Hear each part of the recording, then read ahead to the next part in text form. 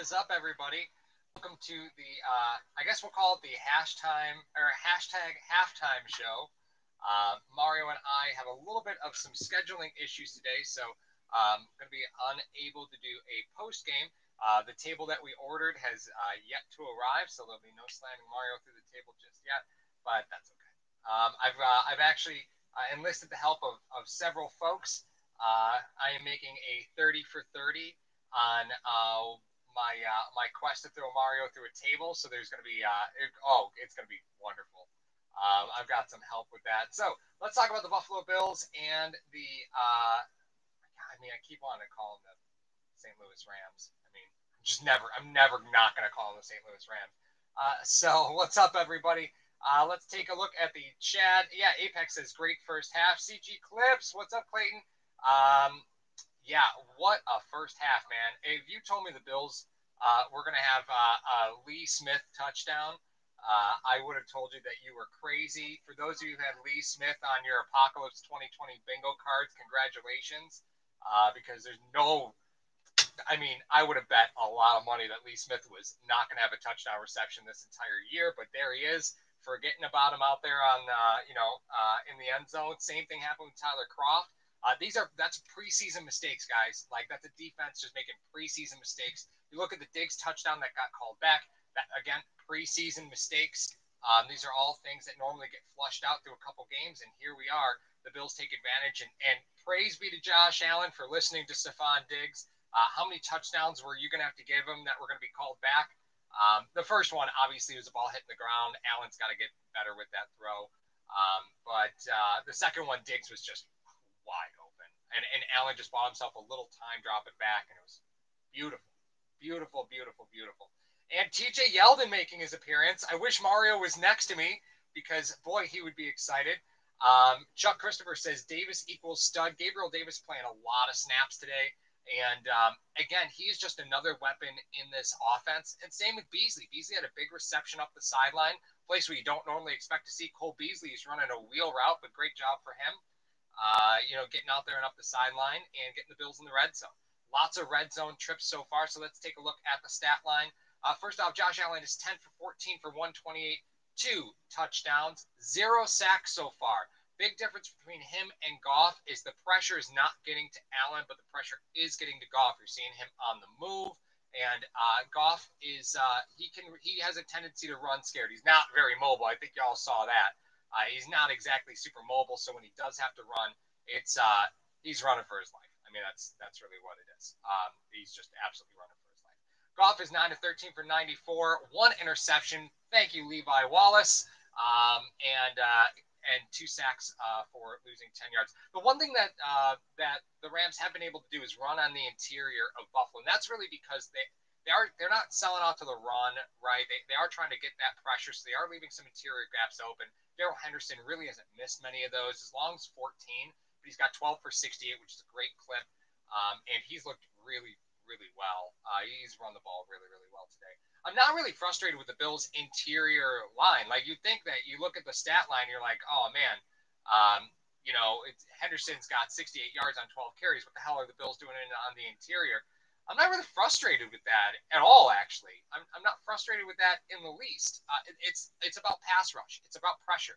They're okay with losing the interior of this game. They're going to let the Rams try and beat them on the interior. They're going to let the Rams try and run the football on the interior. Go ahead, right?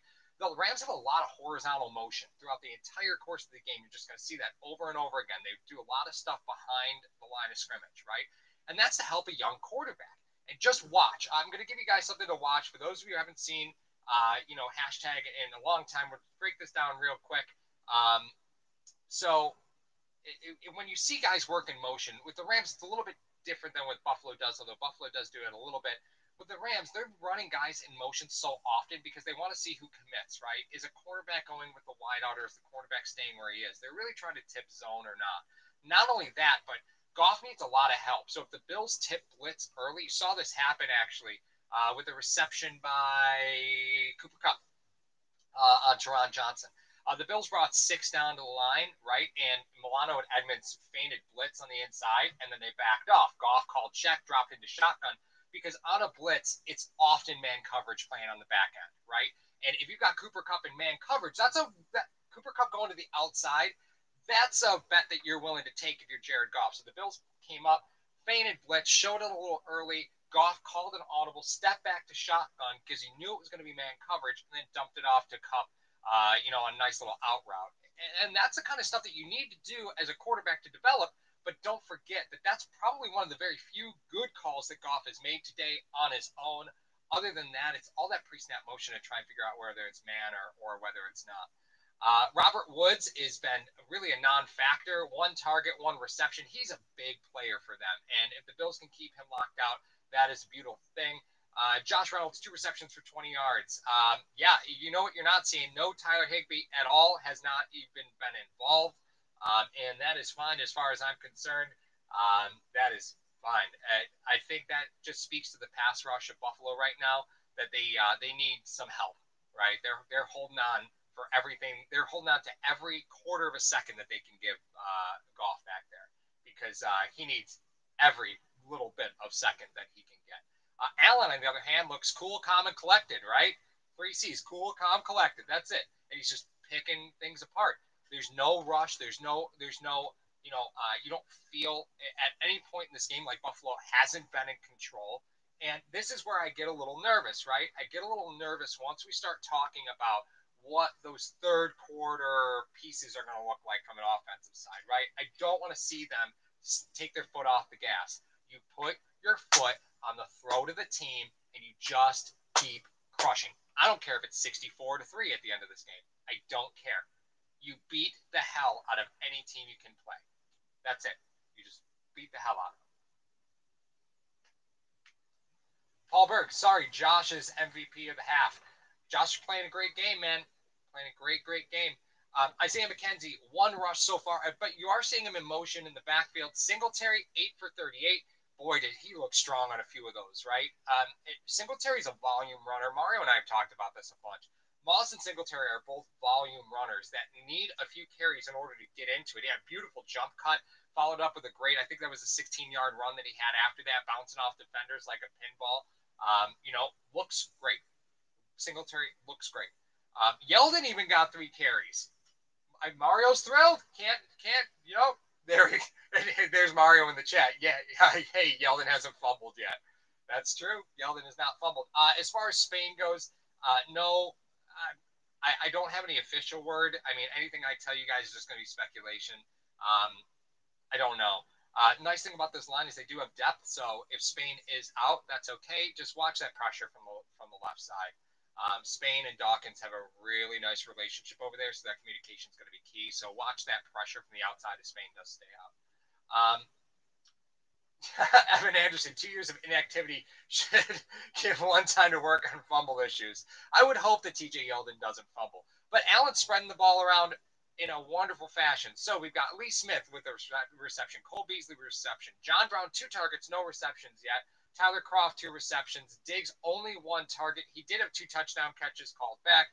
Singletary, 2 receptions. Gabe Davis, 4 receptions, 84 yards.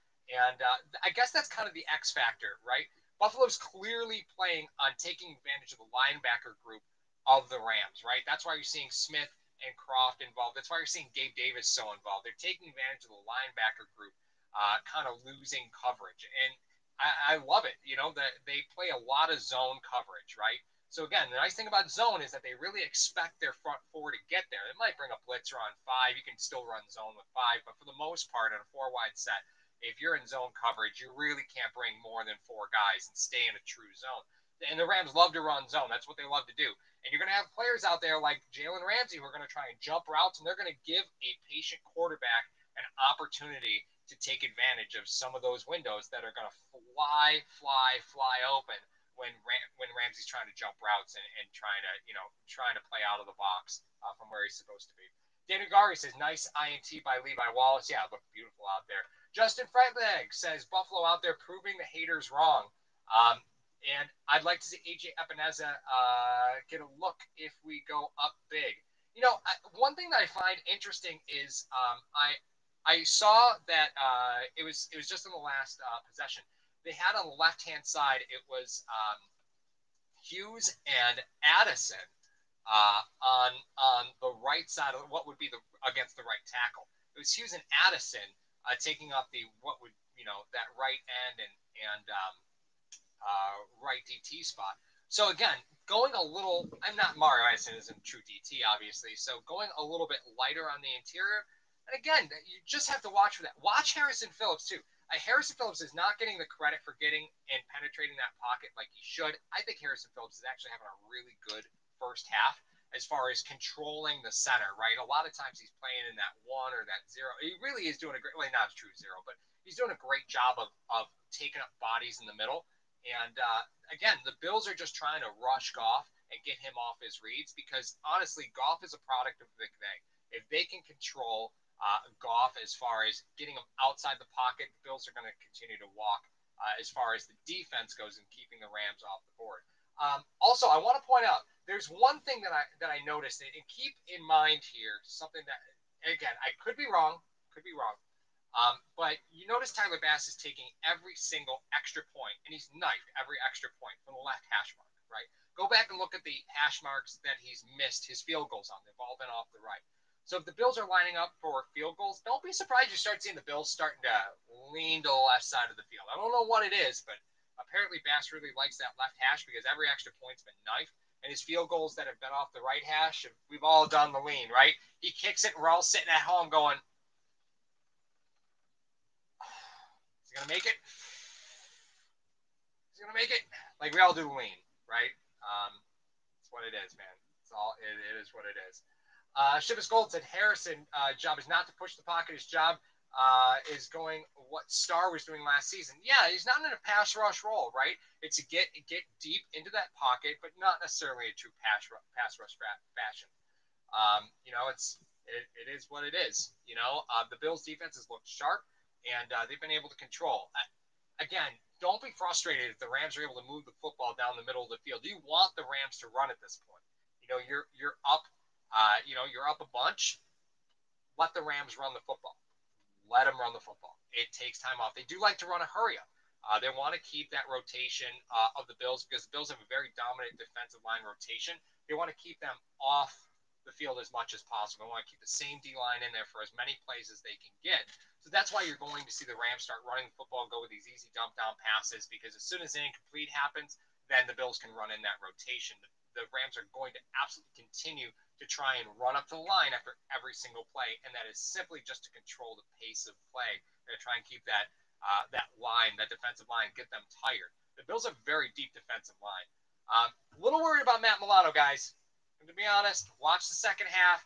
Watch Milano, and that lateral movement hammies are a big problem. So watch them try and keep getting Milano to move forward and not lateral.